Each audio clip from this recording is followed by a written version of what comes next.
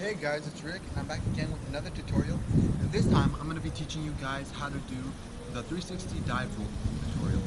And so for this move, what you're going to need, some two prerequisites you're going to need before learning this move is number one, the dive roll, and number two, a handstand.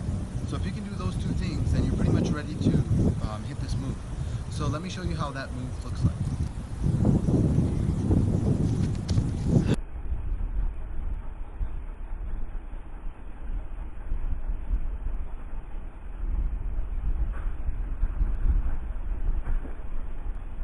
So first I want to go over the progressions for this move. So the progressions would be a handstand would be the first one, and then the second one is, like I said, the dive roll. So let's cover the handstand first. So a handstand is like a normal handstand. Even if you can't do a perfect handstand, I know I can't do a perfect handstand, you'll still be able to do this move. But what you need to realize is that you want to keep your move low to the ground when you're first starting, and then eventually that's when you can start running, and as you jump up to set up for the move, you can jump higher and higher. But at first you want to be running low to the ground. So when you're running for this move, it's just a regular jog. You don't have to be running too fast, but you don't have to be running too slow either. What you want to do is you want to come up and you want to throw one of your feet or one of your legs up into the air. So the way that you figure out which way to turn is whichever way that you spin easier, that's the way you want to turn. So for me, it's spinning to the left. For you, it might be spinning to the right, so you would throw your right foot up. But for me, since I spin to the left, I'm going to use my left foot. So my left foot is going to be the one that kicks up. And when I kick up, I'm not just kicking up. I'm kicking across my body. So across my body, so from this way, it would look like this. From the side, it would look like this.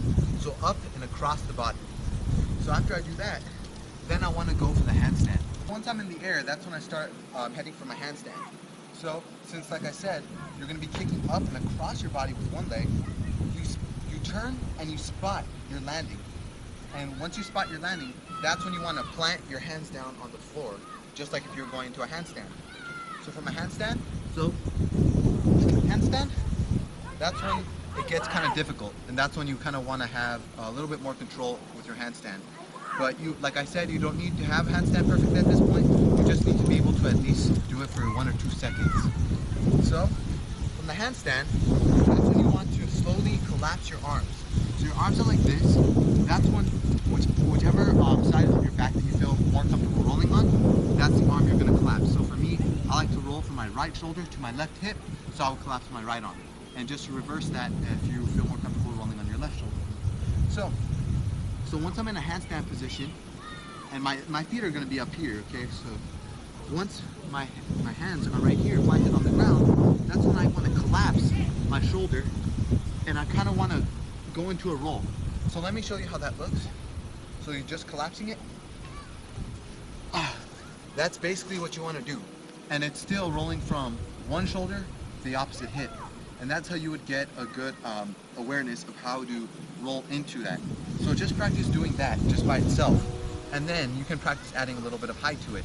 So let me show you again how you collapse your shoulder. So this time I'll give you a front view, that way you can see it. So from here, handstand, and collapse it. So you want to be collapsing on this shoulder, and that will help you get the full view. So again, one more time, handstand, collapse.